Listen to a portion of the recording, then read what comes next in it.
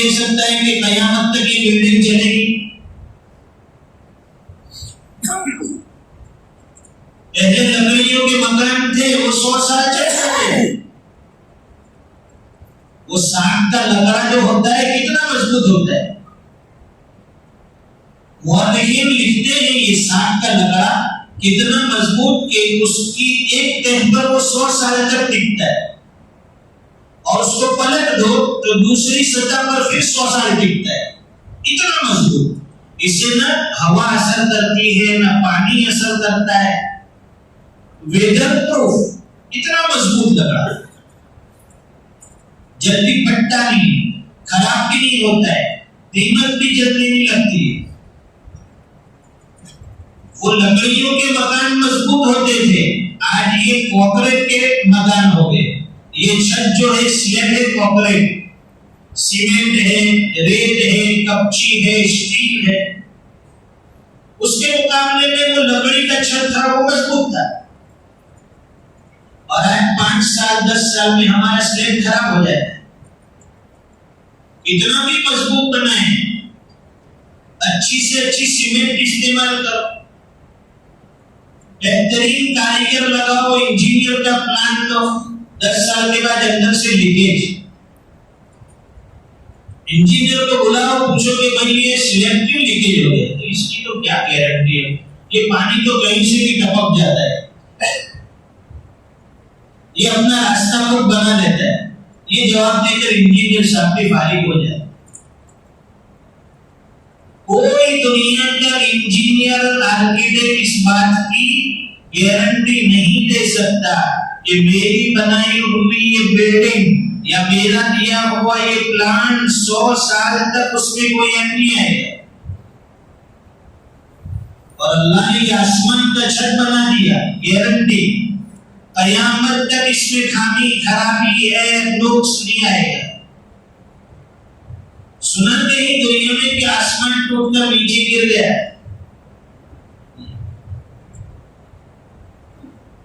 بہترین بنانے والے کاریگر، بہترین صانع، کائنات کی تخلیق جس نے کی وہ ایک اکیلا اللہ.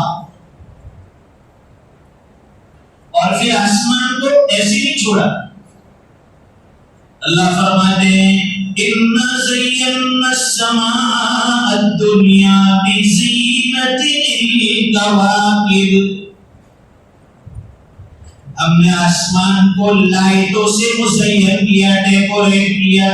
جگہ جگہ اللہ تعالیٰ نے اوپر بلب جلا دیے، رنگین آسمان پر ستارے، وہ نیچے سے لائٹنگ کتنی خوبصورت معلوم ہوتی.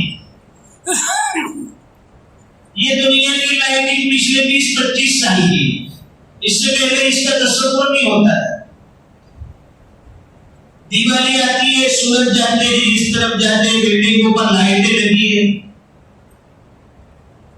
یا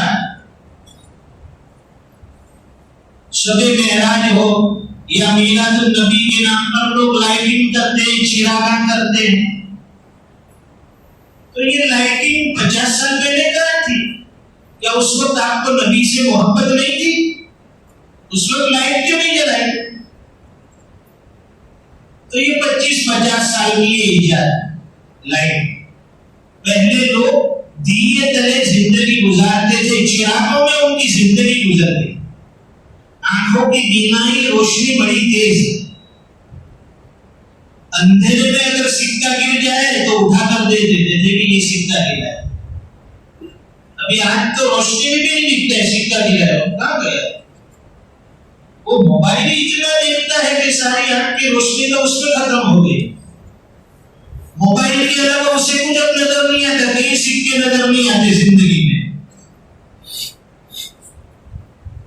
کیا بوڑھا، کیا جوان، کیا مرد، کیا عورت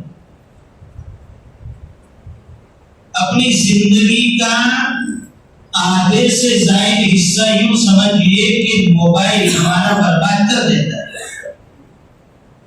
آپ ایک سروے کیجیے 24 گھنٹے میں کتنے گھنٹے موبائل استعمال کرتے ہیں.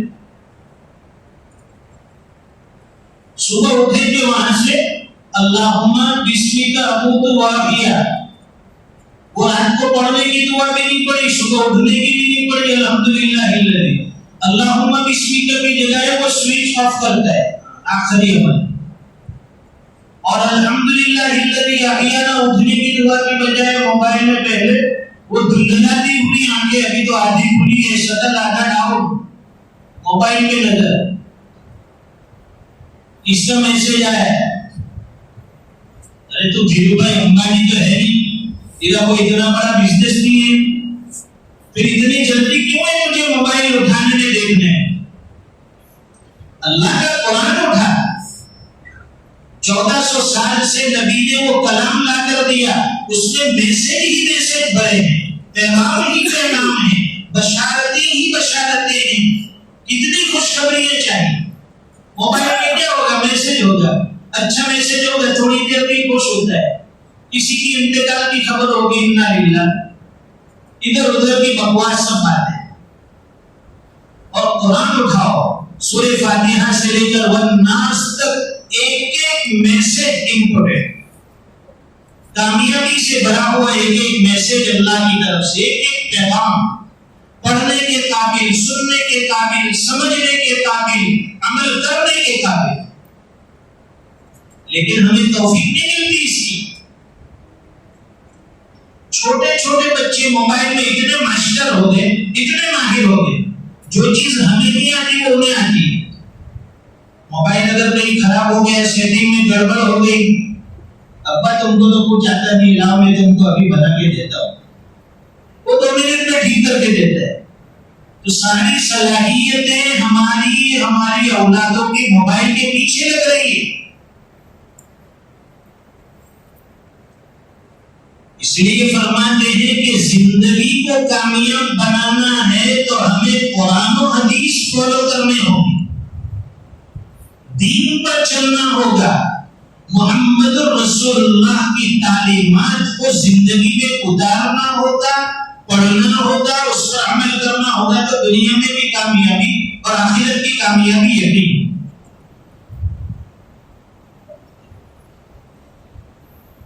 تو آسمان کے بارے میں اللہ فرماتے ہیں اِنَّا زَيَّنَّا السَّمَاءَ الدُّنْيَا بِزِينَةٍ الْكَوَاكِبِ، ہم نے آسمان کو مزین کیا ستاروں کے ذریعے، چاند سورج کے ذریعے،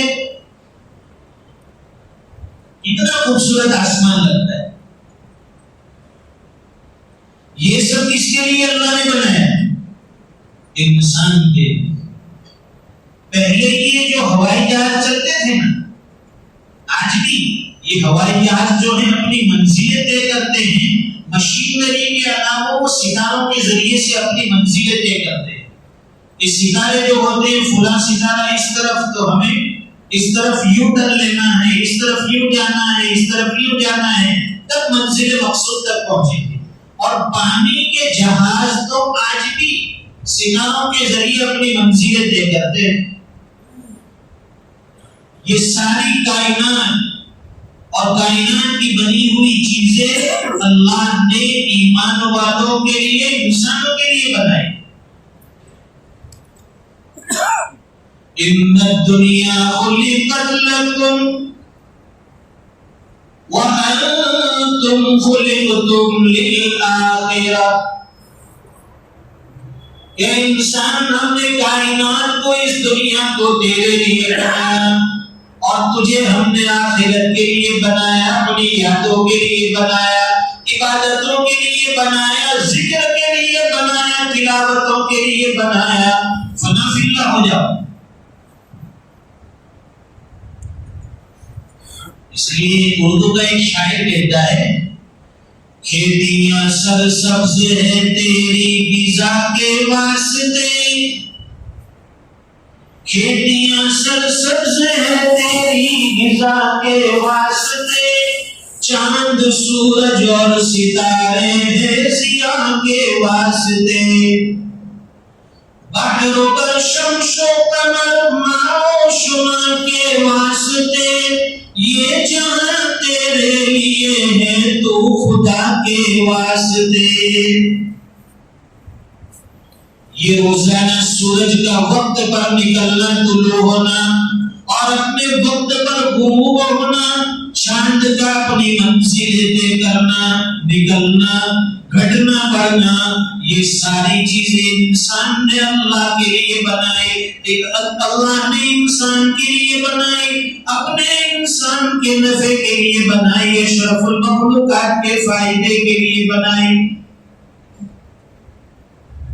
بنانے والی ذات ایک خالق اور ایک مالک ہے، پروردگار عالم کی ہے. اللہ کی ذات بنانے والی ہے، اس میں کوئی عیب نہیں. سورج میں کوئی نقص نہیں، چاند میں کوئی عیب نہیں، ستاروں میں کوئی عیب نہیں، آسمان میں کوئی عیب نہیں، زمین میں کوئی عیب نہیں. اے انسان، ان ساری چیزوں کے علاوہ اگر تو خود اپنی ذات پر غور کر لے کہ تجھے اللہ نے کتنا خوبصورت بنایا ہے. انسان کا وجود کتنا خوبصورت ہے. اللہ نے خوبصورت چہرہ دیا، بہترین طاقتور ہاتھ دیے، پیر دیے، اور اس کی بہترین باڈی اور جسم اسے عطا فرمایا. اندر کا پورا سسٹم کھال سے اور چمڑی سے کور کر دیا. جگہ کے اوپر اللہ نے کان لگائے، صحیح جگہ پر اللہ نے ناک لگائے، ٹھیک جگہ پر اللہ نے آنکھیں لگائی.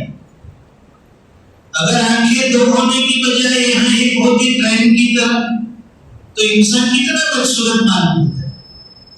دو کان کی بجائے صرف ایک کان ہوتا، ناک بجائے آگے کے پیچھے ہوتا. لیکن اللہ نے انسان کو خوبصورت ڈھانچے میں ڈالا. دنیا کی سب سے خوبصورت چیز انسان ہے، اسی لیے تو اسے اشرف المخلوقات کہا گیا ہے. ساری مخلوقات میں سرداری اسے عطا کی گئی. جب اتنا بڑا مقام، انسان کا اتنا بڑا مرتبہ، تو پھر اتنی بڑی ذمہ داری بھی اس کی ہوگی. یہ کھانے پینے کے لیے، کمائی کے لیے، وقت گزارنے کے لیے انسان کو نہیں بھیجا اللہ نے. سال ہر سال سے ہمارے دعوت و تبلیغ کے ساتھ ہی سمجھا رہے کہ بھئی یہ فنا ہونے والی دنیا ہے، ختم ہونے والی دنیا ہے، ہمیں مٹی میں مل جانا ہے. اللہ کے راستے میں وقت لگاؤ، دین کے لیے قربانی دو، اعمال میں جڑ جاؤ، ایمان مضبوط کرو. لیکن ہمارے سر سے جھوٹ ہی رہتی. جب جوش چڑھتا ہے تو ایسا چڑھتا ہے کہ دھکے مار مار کے پہلی صف میں آ کے کھڑا ہو جائے گا. 3 دن جماعت میں لگا گیا ہے، چوتھے دن فجر میں امام صاحب کے پیچھے بالکل کسی کی مجال کیا اس کو ہٹائے. ہمارے یہاں بیچارے ایک جوان جسے فجر کی نماز تو کیا عام نمازوں میں بھی ہم نے کبھی نہیں دیکھا. میں نے اسے دیکھا کہ وہ فجر کی نماز میں بالکل مؤذن جہاں کھڑا ہوتا ہے اس کے پڑوس میں. مجھے تعجب ہوا کہ آج عید تو ہے نہیں، عید کے دن چلو بھائی کوئی نماز کے لیے آ گیا. 1 دن 2 دن 3 دن روزانہ فجر میں وہ مؤذن کے بالکل پڑوس میں حی علی الصلاۃ کی جگہ. چوتھے دن پھر غائب ہو گئے. میں نے پوچھا مؤذن صاحب کو کہ وہ جوان لڑکا جو تھا ماشاءاللہ وہ 3 دن برابر فجر کی نماز میں آتا رہا ہے، وہ آپ کے بالکل بغل میں. کہ ہاں یہ 3 દિવસ لگانے آوے گا تو ذرا جو سنتا ہے وہ 3 دن لگا کے آئے. اللہ کا بندہ تو 3 دن فجر پابندی سے پڑھا. چلو خیر، اللہ سب کو ہدایت. اس لیے ہمارے دعوت کے ساتھی کہتے ہیں 3 دن لگا کم از کم کہ کچھ تو ہدایت پر آ جائے. 40 دن لگاؤ تاکہ اعمال میں اور مضبوطی آ جائے.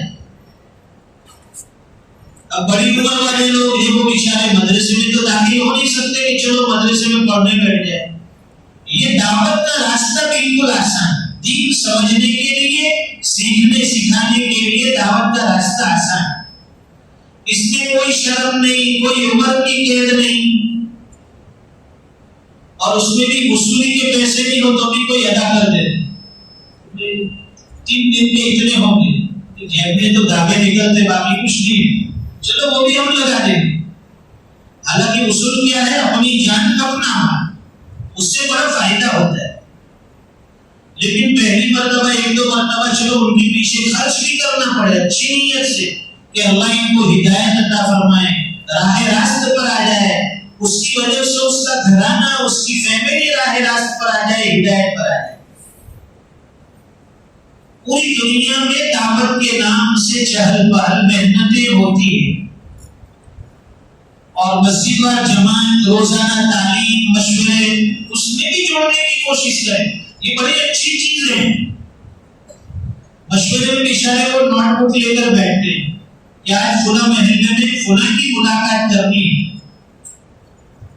اب ہمارے دعوت کے ساتھی اس جوان کے یا اس آدمی کے گھر ملاقات کے لیے پہنچے، اس سے پہلے اس کو میسج مل جاتا ہے کہ آوتا جو ہے تربڑے، تو وہاں سے غائب۔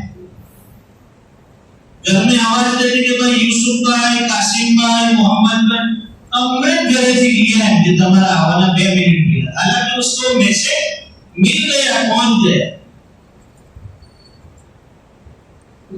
جیسے کہ ہم نے پولیس چھوڑی ہو، ان کے پیچھے وارنٹ چھوڑا ہم نے کہ ان کی گرفتاری کے لیے جائے، ایسے بھاگتے دعوت کے ساتھی سے ہوں گے تو بھی نہ کہتے کہ نہیں ہے گھر میں ہے، ابھی آئے نہیں کام میں سے۔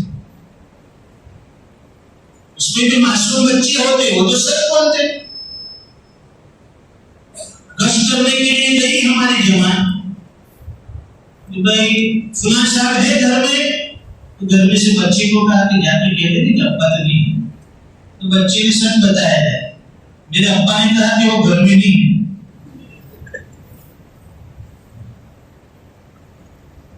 بھائی 2 منٹ باہر آئیں گے، آپ ملاقات کریں گے، آپ کے اکرام کے لیے، آپ کے فائدے کے لیے، آپ کی ہدایت کے لیے، آپ کی جنت بنانے کے لیے، آپ کی آخرت سنوارنے کے لیے یہ لوگ آئے۔